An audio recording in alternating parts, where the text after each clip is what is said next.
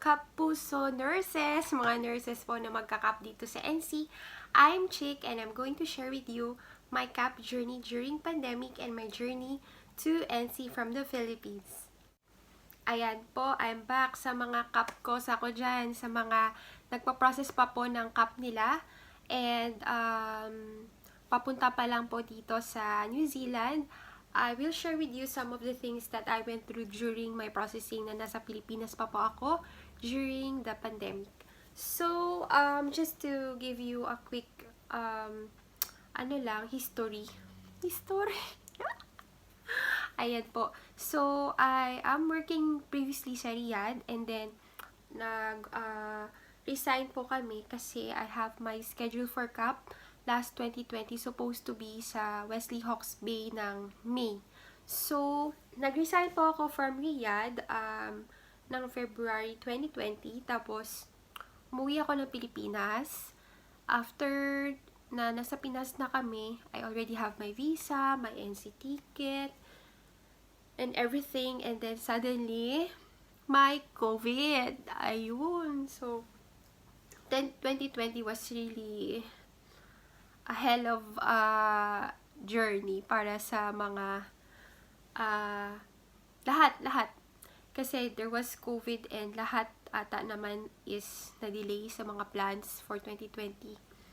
So, ayun, nung pumutok na si COVID sa Pilipinas and globally, pandemic na talaga. So, there was lockdown almost everywhere, including naman din si New Zealand. So, hindi po ako nakaalis, in short. So,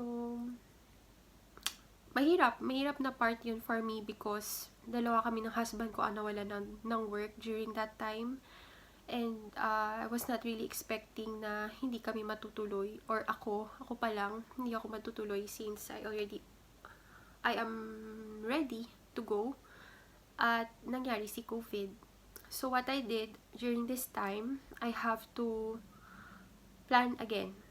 To plan again kung ano ang gagawin ko during the year. Kasi it was really full of uncertainties. Alam mo yun.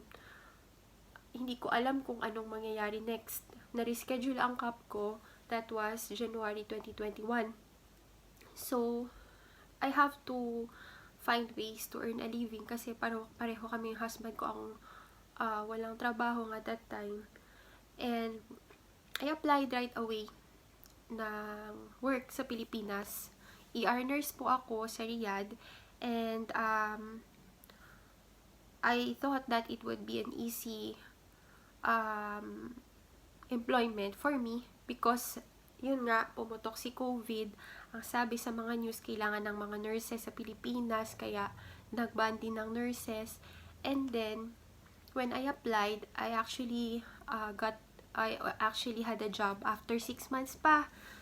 So, di ko alam kung nagkukulang ba talaga ng nurses or hindi ako ma-hire for some reasons.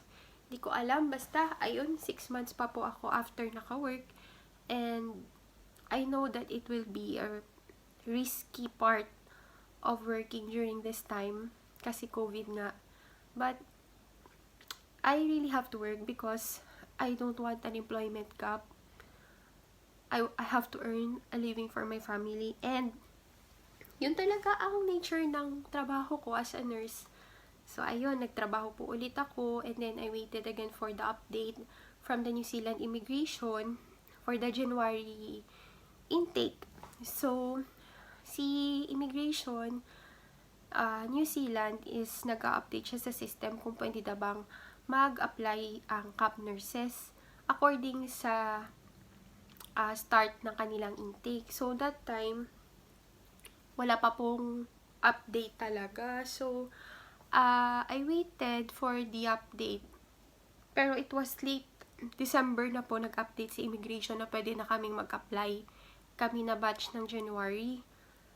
So that time, parang kakapusin na kami ng time to process all the things that we need to process for the requirements. And then, na-risked na naman kami. So, after the January, na-risked na naman kami ng Ayan, I'm back.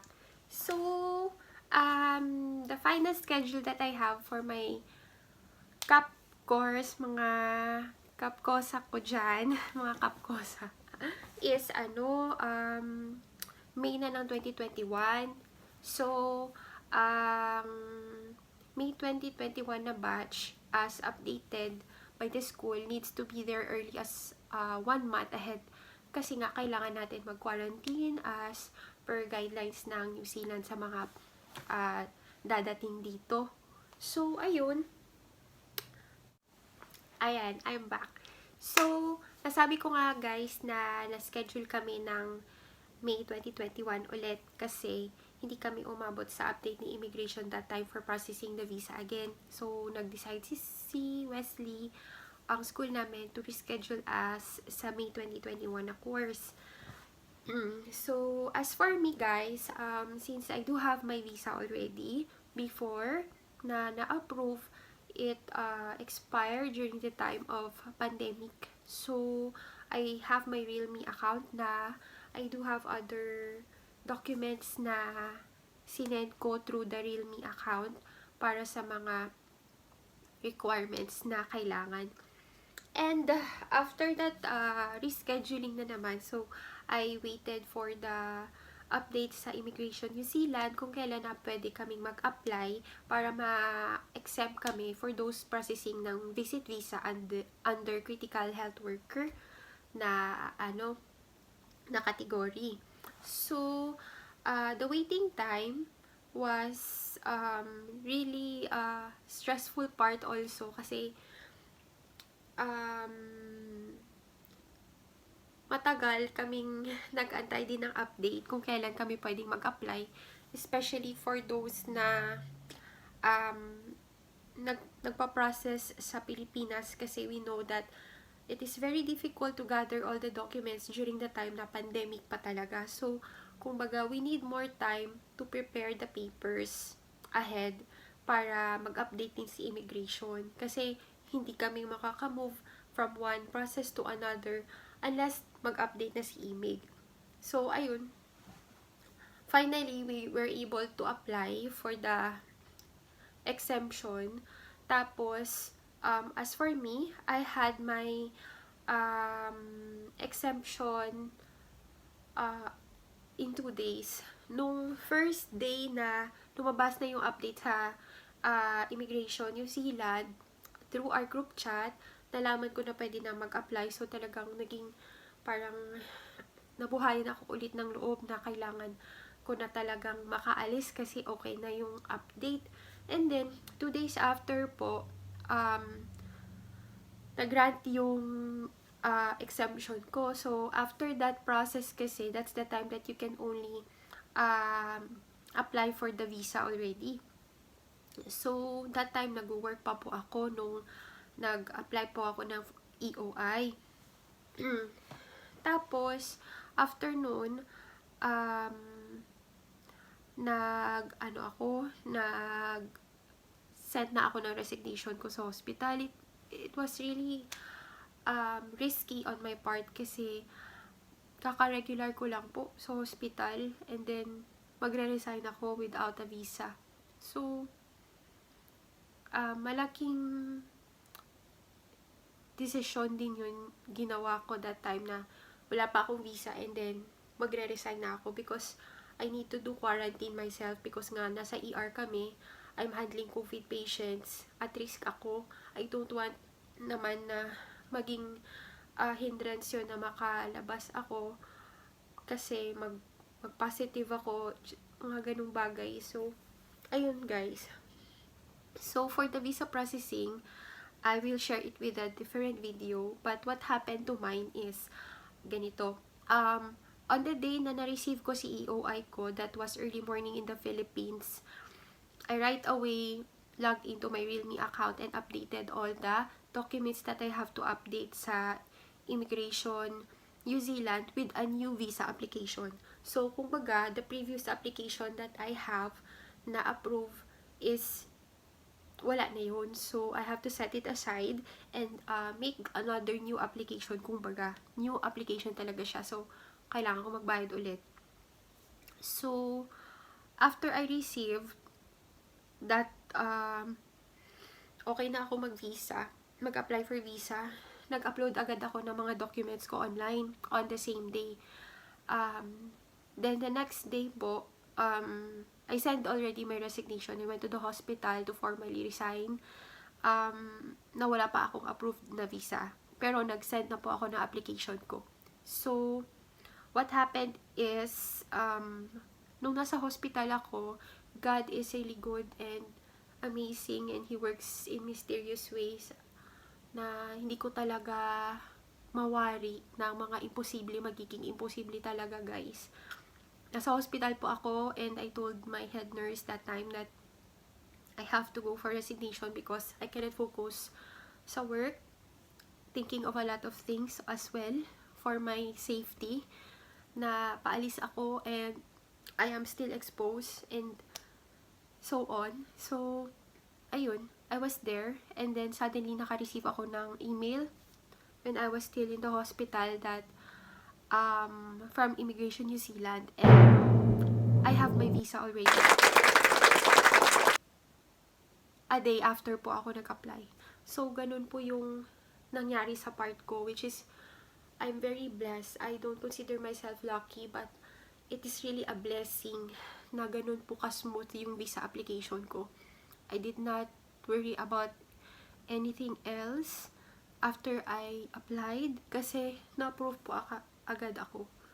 So, I know it is not the same with the other people who have applied, na narinig ko kung paano sila nag-apply and how long sila na-approve. As for me, praise God talaga. So, that time, I have my visa already.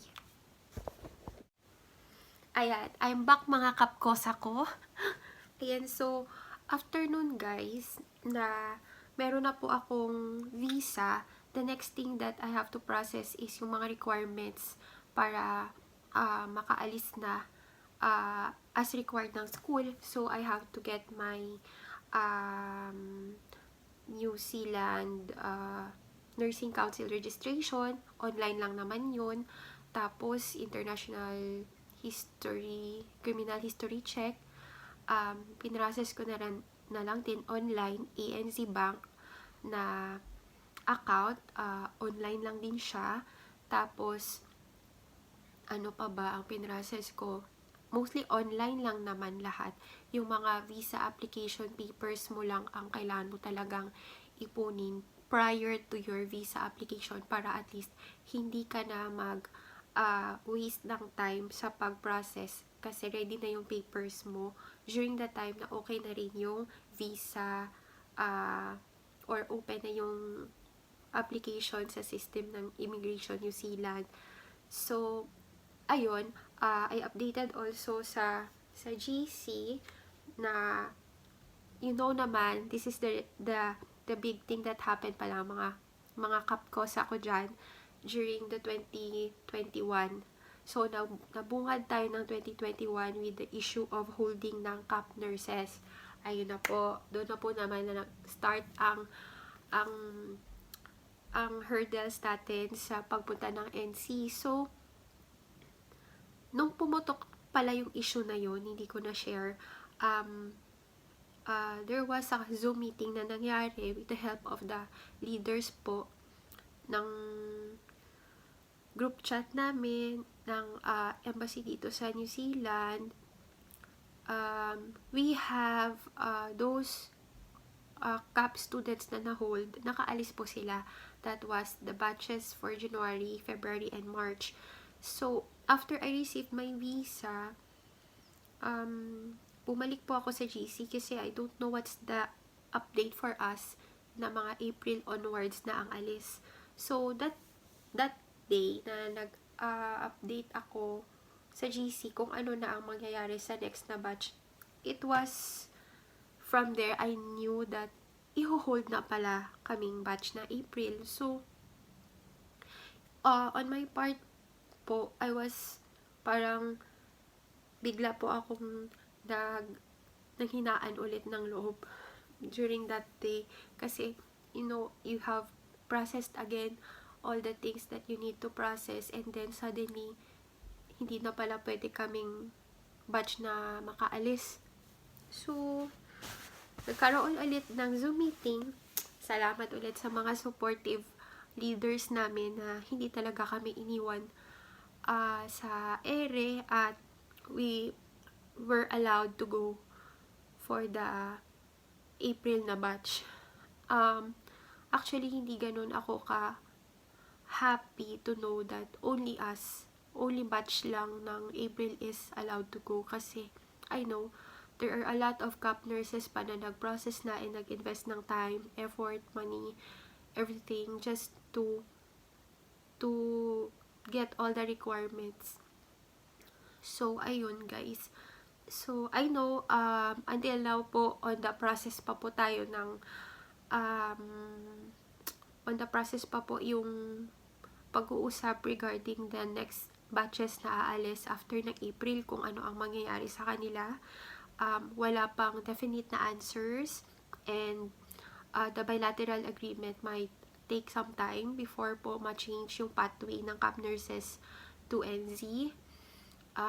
But I know with God's blessing po and grace, I know there will always be a positive result and resolution na magiging okay talaga ang lahat ng process, at tayong mga kapkosa ay magkikita-kita tayo dito sa NC soon. So, dito na po guys mag-end ang first ko na vlog. I will see you in my next vlogs kung ano po yung mga details pa na nangyari during my application, pati yung pagpunta ko po dito sa NC from my domestic flight to my international flight. Sige mga kapkosa, until the next vlog po.